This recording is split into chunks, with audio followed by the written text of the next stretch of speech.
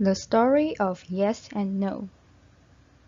Before words were words, a boy named Yes lived in a small village in a small kingdom. Yes was good at everything. He was the best, smartest, and the most liked person in his village. Yes had a brother, and his name was No. No was jealous of his brother, because he was not much good at anything himself. Whenever the villagers asked No for help, he refused because he didn't like people very much.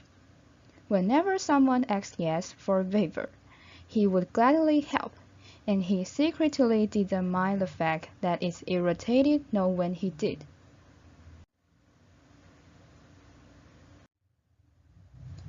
One day, Yes and No's father, OK, went on a long journey, and he left his two sons in charge of all the animals. Yes took good care of the great gok, and the eaks, and the three-toed yak. Keep in mind, my dear friend, that the gok, eek, and three-toed yak were very old animals, so you might know them by different names today. No didn't want to be bothered with the boring tasks involved with taking care of the animals. So instead of helping his brother, No went down to the lake and threw rocks into the water. A few days after his father left, Yes asked his brother to watch the three-toed yak while he went to find some food to eat. Instead of doing what Yes asked, No lay down, shut his eyes, and forgot about the yak.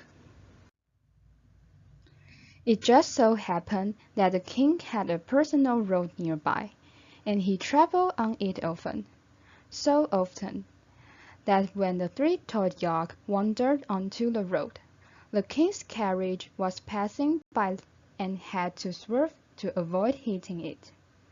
The king was thrown from the carriage and fell to the ground and hurt himself.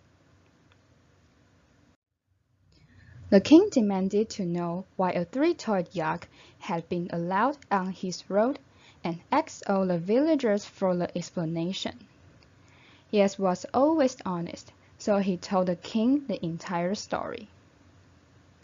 The king thought for a moment, and then he came up with an idea that he was quite happy with.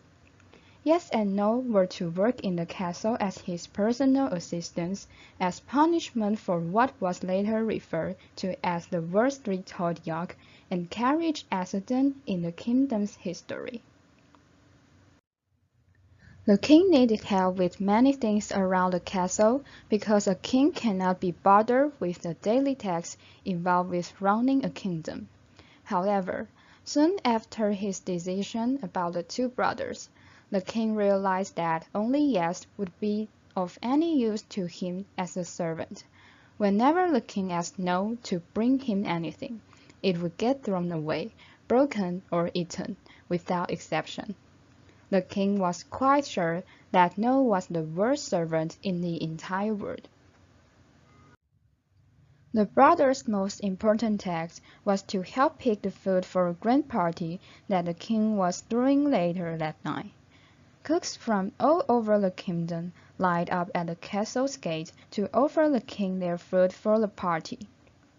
Of course, the king could not go and grab the food himself, so he asked Yes and No to do it for him. The first cook came up the gate and yelled to the gatekeeper, "I bring my delicious gooseberry pie for the king's banquet." The king heard this and thought that gooseberry pie would be perfect for such an event, and he would love to eat the leftovers. He didn't want anything to happen to the gooseberry pie, so he yelled, "Yes," and then asked him to go fetch it. The next cook stepped up to the gate. "I offer the king grookey soup," he said. The king didn't like grookey soup very much, and he knew just how to get rid of it. "No!" he yelled, and then sent No out to retrieve the soup. No dropped the soup before the king could even smell it. This went on for hours. If the king liked a dish, he would yell "Yes," and it would be included in the night's feast. If he did not, everyone would hear a loud "No!" and the dish would be destroyed moments later by a servant with a very bad attitude. Pretty soon this started catching on around the kingdom, for if a king does something, his loyal subjects are never far behind. If they didn't want a second scoop of potatoes, they would say no, and if they liked what someone was offering, they would say yes. And ever since that day in a small village in a small kingdom, yes has meant yes, and no has meant no. This small kingdom also happens to be the birthplace of yes and no's cousins, please and thanks, but that is another story for another time.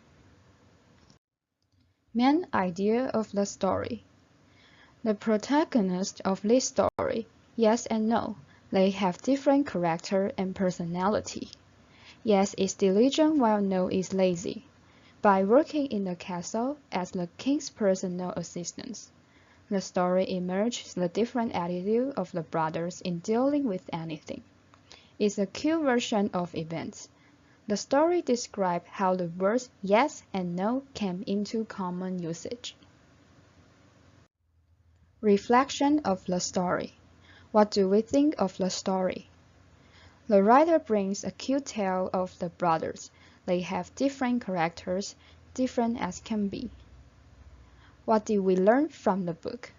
After reading this story, we thought that people shouldn't jealous others' strong point. Instead, we need to reflect and improve our shortcomings.